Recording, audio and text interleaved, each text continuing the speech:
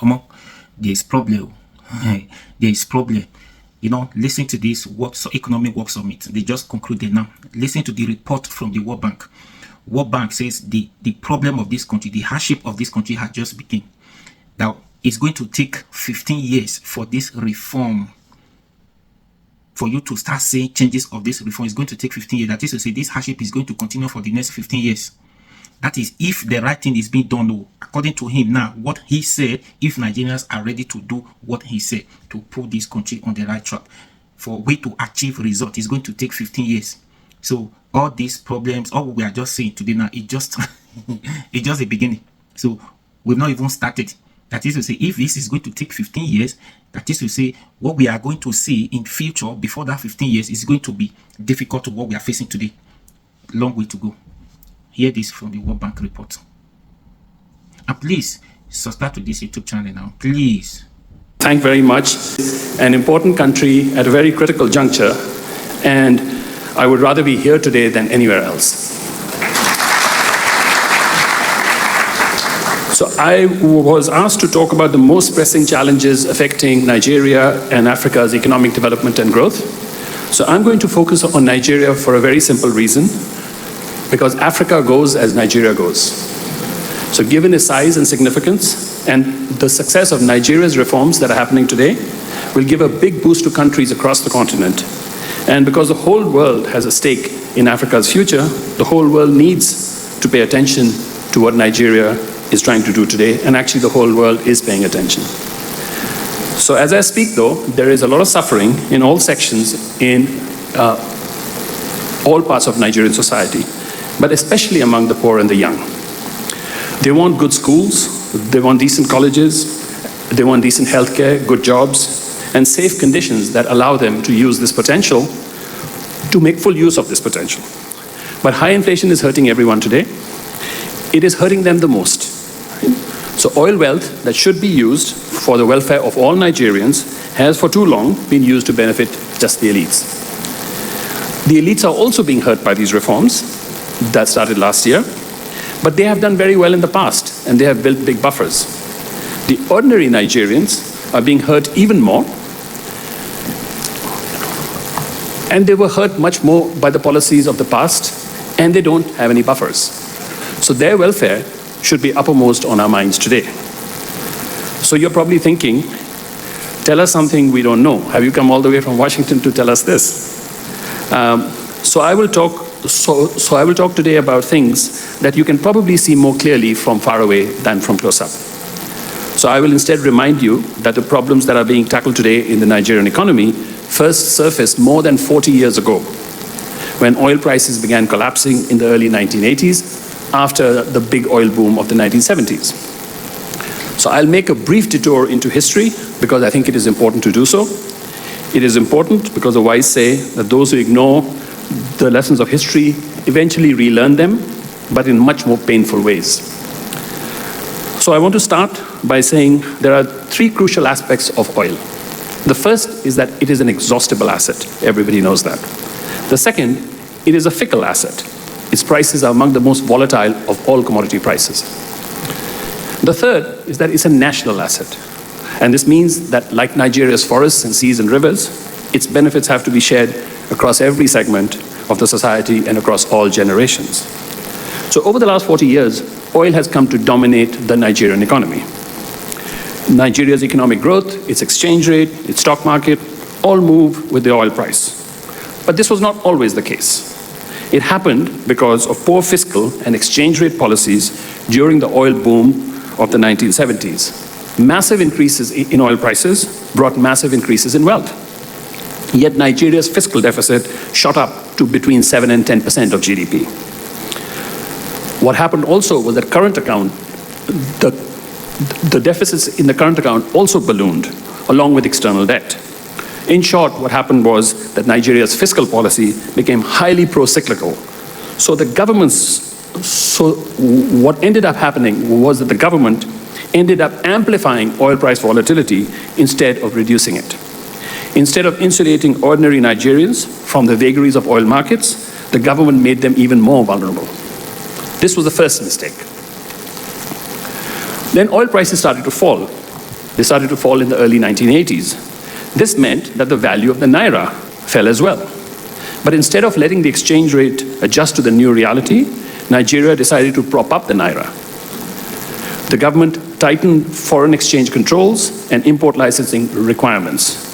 In doing so, it set the stage for a parallel exchange rate market to emerge, creating a big gap between the official and the unofficial exchange rate.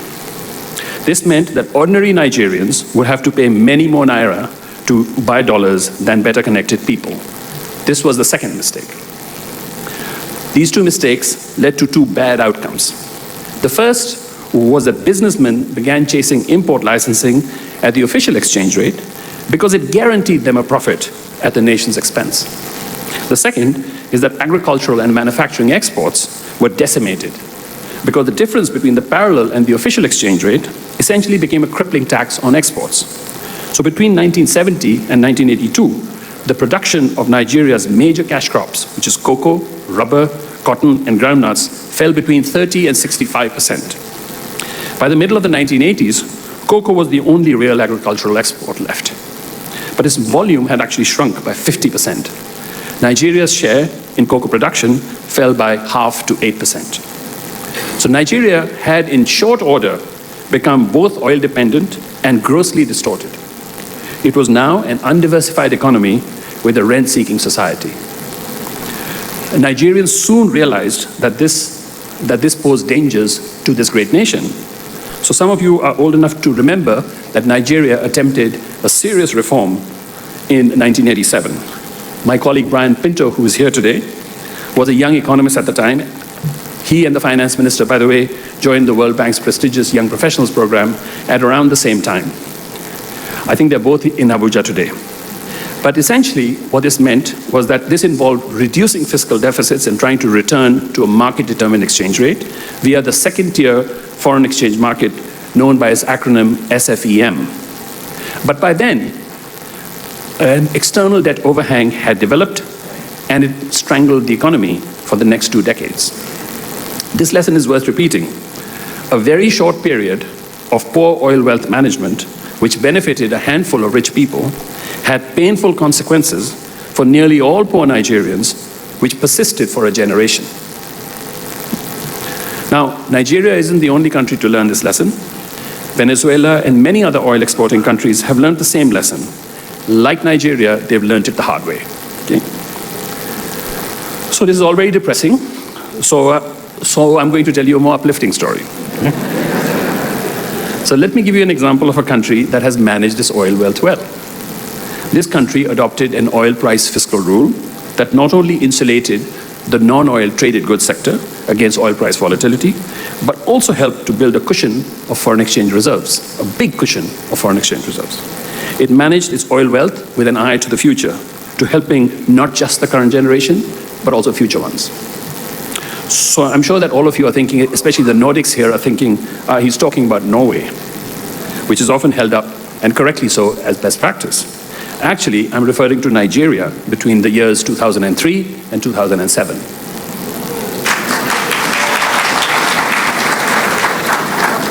During those 4 years, Nigeria implemented fiscal and exchange rate reforms. It introduced unprecedented transparency into the recording and allocation of oil revenues. It renegotiated its Paris Club debt, which had created this debt overhang that was choking the economy. And the payoff was immense and immediate. For the first time in its history, Nigeria notched a BB- sovereign credit rating. It started to attract FDI, and everyone, not just in Nigeria, everyone started to talk of Africa rising.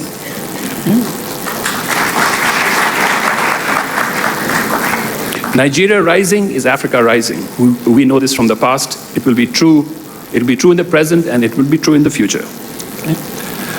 Actually, not long before that, Norway had taken a course very similar to Nigeria's. Norway was quick to learn from its policy mistakes during the 1970s when fiscal policy was pro-cyclical, just as it was in Nigeria. The governor of Norway's central bank actually noted in a 2015 speech, he said, "We learned from our mistakes. The oil fund mechanism in 1990 and the fiscal rule in 2001 were introduced to discipline fiscal policy in such a way that Norway's petroleum wealth would also benefit future generations." So the main difference between Nigeria and Norway is not that they didn't put in place good policies, one did and the other one didn't. The main difference is that Norway has stayed the course for much longer. Now, it's true that there are also other big differences between Nigeria and Norway. Nigeria's population is much bigger compared to its oil wealth. Its demographics also quite different, in many ways much better. But its economic governance institutions are less credible, and they need to become much more credible. But the basic principles that guided the Norway reform and the Nigerian reform are the same. And they are: 1, learn from your policy mistakes. 2, let markets determine the exchange rate. 3, keep public debt sustainable. 4, adopt oil price-based fiscal rules. Make accounting and allocation of oil revenues fully, completely, painfully transparent. 6,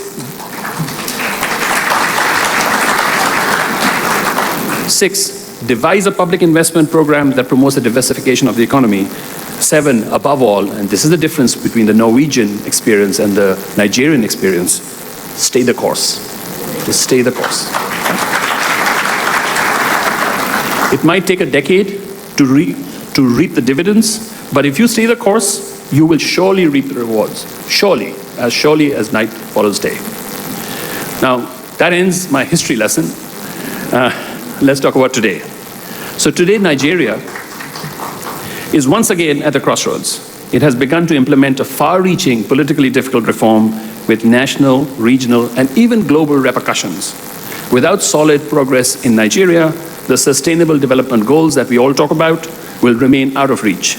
Nigeria, after all, is now the country with the largest number of people living in extreme poverty, not just in Africa, but across the world. So in the 1990s, by the way, India took this position of the #1 poor country from China. But a few years ago, Nigeria has taken that position as the #1 poor country in the world from India. But the difference, of course, is that India and China have more than 1.4 billion people each. Nigeria's population is just about 225 million. That's about the same population as just 2 of China's largest provinces, and just a bit more than India's largest state.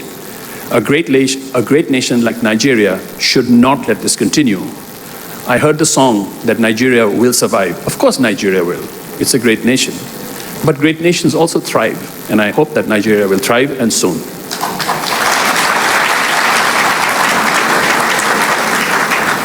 To start that process of thriving, the President's signature reforms are essential.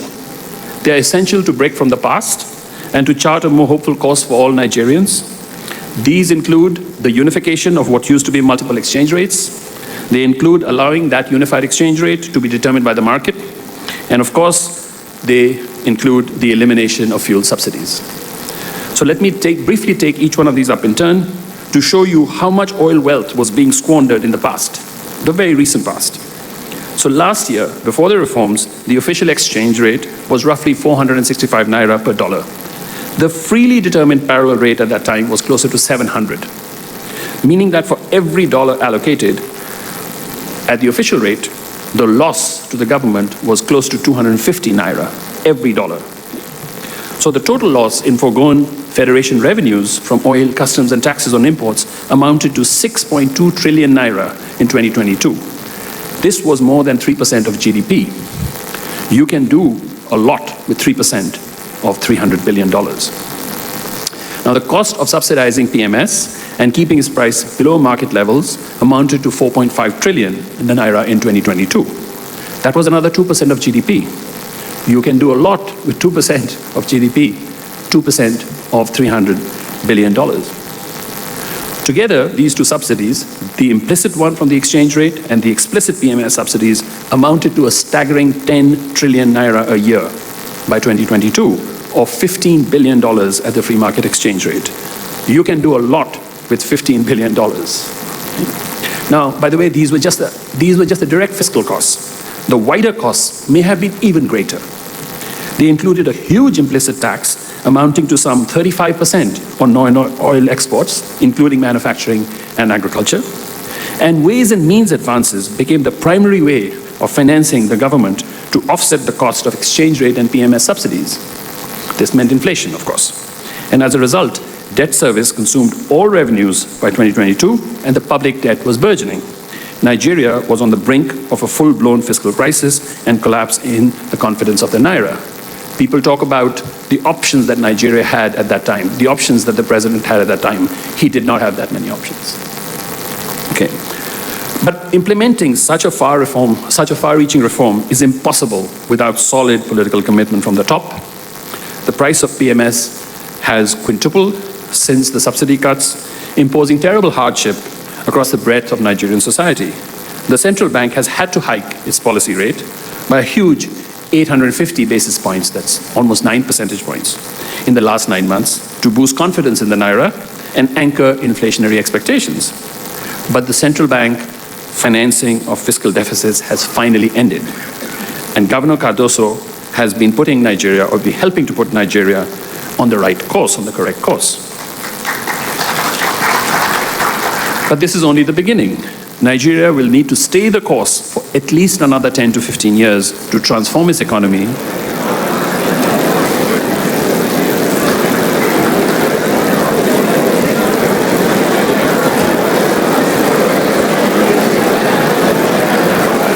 So I don't know if you're agreeing with me or if you're disagreeing with me.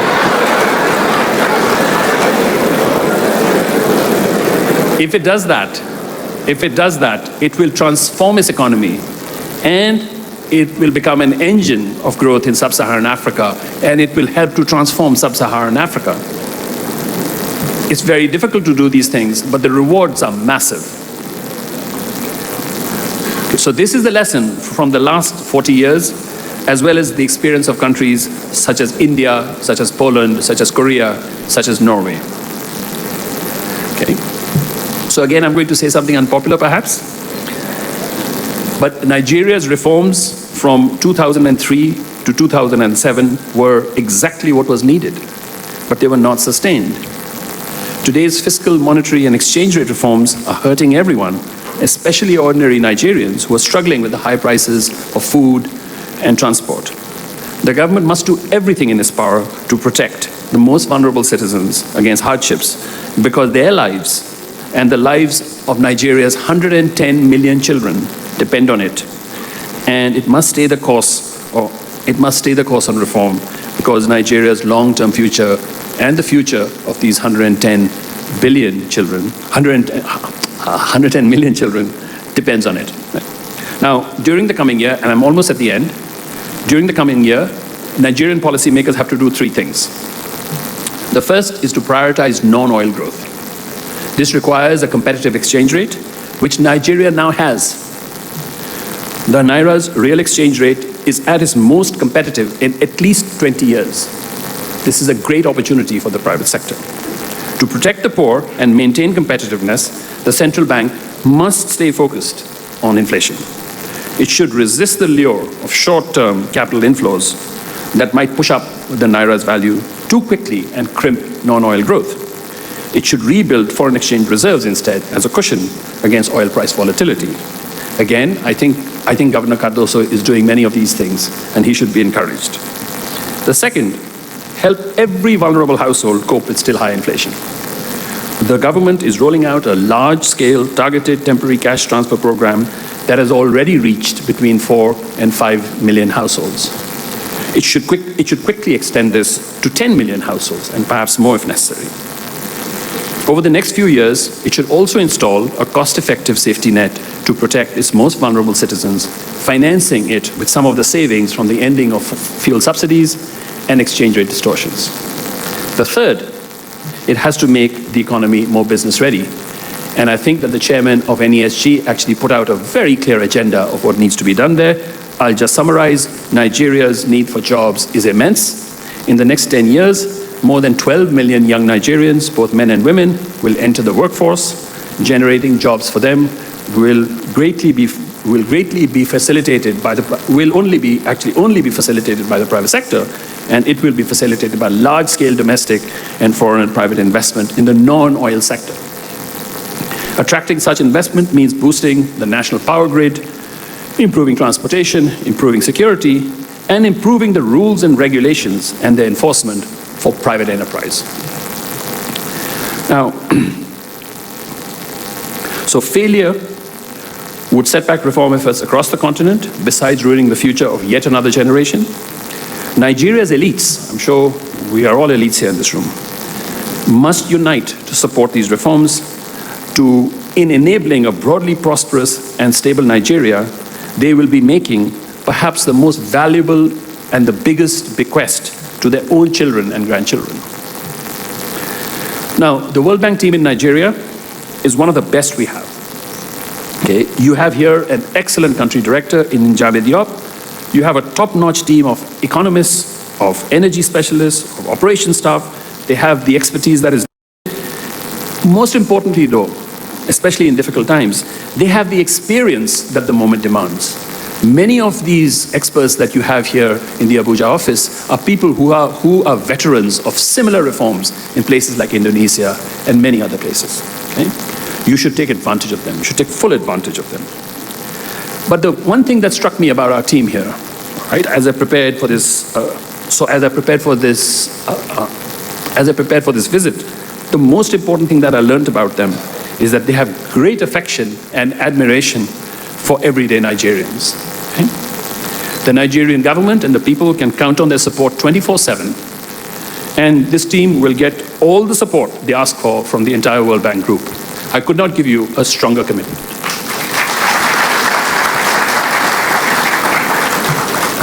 Thank you very much for listening.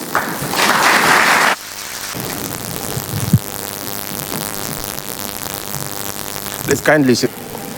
Over the past 3 decades, this summit has been a forum for government and private sector stakeholders to exchange ideas, debate policy, and identify innovative solutions to Nigeria's socio-economic challenges. The theme of this year's summit, collaborative action for growth, competitiveness, and stability, could not be more appropriate, as it encapsulates the pressing need for concerted efforts to address the multidimensional issues we currently face. Like many other nations, Nigeria has experienced significant economic turbulence over the past few years. The challenges have been global as well as domestic, ranging from the COVID-19 pandemic and fluctuating oil prices to internal security issues, inflation, and structural weaknesses in our economy, such as over-reliance on oil revenue and lack of economic diversification. Your Excellencies, distinguished ladies and gentlemen, Nigeria's growth trajectory has been volatile, heavily dependent on oil revenues, and unable to create enough jobs to keep pace with our rapidly growing population. As a nation, we must prioritize economic diversification. Your role in this process is crucial. Considering this, the present administration, through the Renewed Hope Agenda, has embarked on bold and courageous reforms designed to create an environment that fosters sustainable economic growth and shared prosperity. Our focus is on sectors that can offer inclusive and sustainable growth, such as agriculture, manufacturing, and the digital economy. The digital economy holds a very promising prospect for revitalizing our economy. According to Korn Ferry, a global finance consultancy outfit, there will be 65 million global talent deficits by 2035. The United States, Brazil, and Russia will suffer from 6 million talent deficits each. The global talent powerhouse, India, by 2035 will only have 1 million surplus.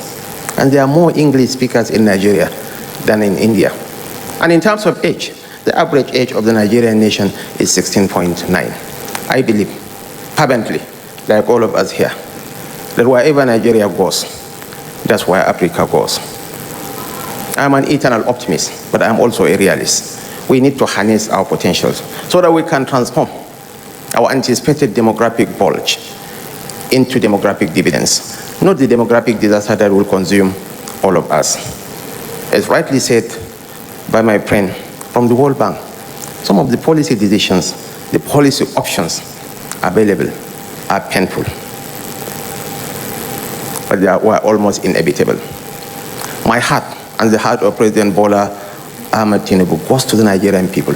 We empathize with what the poor and the young are going through in the Nigerian nation. But we had no option, as he rightly said. Yes, some of these decisions are unpopular, but the truth that sets men free, as H.S. Aga said, is most often the truth that men prepare not to hear. But what he said were very poignant and were very, very truthful. We have thus prioritized investment in critical infrastructure, enhance our social safety nets, and promote innovation across all sectors. I am pleased to report that we are making significant strides in addressing several key issues, including regulatory bottlenecks and ease of doing business challenges. This progress should instill confidence in our collective ability to overcome those challenges. Our objective is to ensure that the Nigerian economy is inclusive, where small and medium-sized enterprises can thrive alongside large corporations, and where every citizen, regardless of location or background, can benefit from economic opportunities. We have initiated various programs such as the MSME hubs and single-digit loans for manufacturers designed to provide entrepreneurs with the support they need to succeed. We have also introduced the Credit Corporation to offer our workers consumer loans with single-digit interest. These initiatives collectively will boost the economy and ensure it remains competitive in Africa and globally. Economic growth and competitiveness can only be sustained with political and economic stability. Since 2009, Nigeria has faced numerous threats to stability, from security challenges to macro-fiscal imbalances. The present administration is fully committed to confronting these issues head-on. We are investing heavily in security operations to combat terrorism, banditry, and other forms of insecurity that threatens lives and livelihoods. Your Excellencies, distinguished ladies and gentlemen, we are also implementing fiscal reforms to stabilize the macroeconomic environment. Removing fuel subsidies, unification of exchange rates, and debt management strategies are all part of a broader effort to restore economic balance and ensure long-term stability. It is also important to note that stability is not just about managing crises as they arise. It is about building a resilient economy that can withstand shocks, ensuring the stability of the macroeconomic indicators and sustain growth trajectory. To achieve this, we must strengthen our social safety nets and ensure that the most vulnerable members of society are protected during tough times. We are already expanding programs like the National Social Investment Program, National Poverty Reduction with Growth Strategy, and other livelihood support initiatives crucial to millions of Nigerians. However, we must do more to institutionalize these safety nets and make them a permanent feature of our economic architecture. No single sector or stakeholder can address these challenges alone. What we need now, more than ever, is collaboration, where the public and private sectors, civil society and international development partners collaborate to drive a shared vision for growth and development. I want to emphasize that the challenges before us, while significant, are manageable and can be overcome. With the right policies, the right partnerships, and the right level of commitment, Nigeria can emerge stronger, more competitive, and more resilient. The Nigerian Economic Summit remains invaluable for fostering the dialogue and collaboration needed to move our country forward.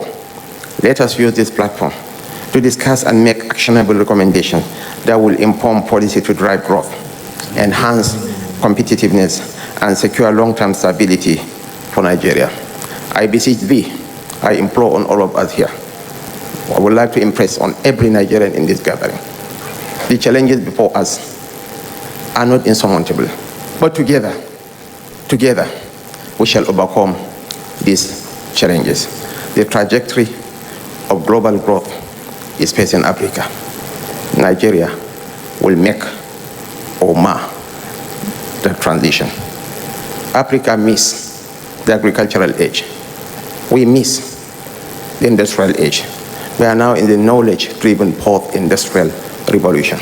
We cannot afford to miss this trend. We have the talents. We have the population. Of the 8 unicorns in Africa, 5 are in Nigeria. Flutterwave, Interswitch, Paystack, and Digel. These are the drivers of change. We should spread hope. We should be having just of hope, not of pessimism, not of delusion. Other nations are equally facing similar challenges, but they were able to overcome. We have to fuse into one irrespective of our differences in political affiliations, religious persuasions, tribal or sectional background. Weaponizing our economic challenges does not help anybody, because whatever others from outside the world will pick about Nigeria is the narrative at home. When our own people are running down our nation, what impact will it make on the global community? I stand to be corrected, but more people are killed every day on the streets of America than in Nigeria. But do they emphasize those losses? Go and get the statistics for the city of Chicago on a weekend, and then we can compare notes. On behalf of President Bola Ahmed Tinubu, I am honored to declare the 30th Nigerian Economic Summit open. I wish you fruitful deliberation. Thank you for your attention.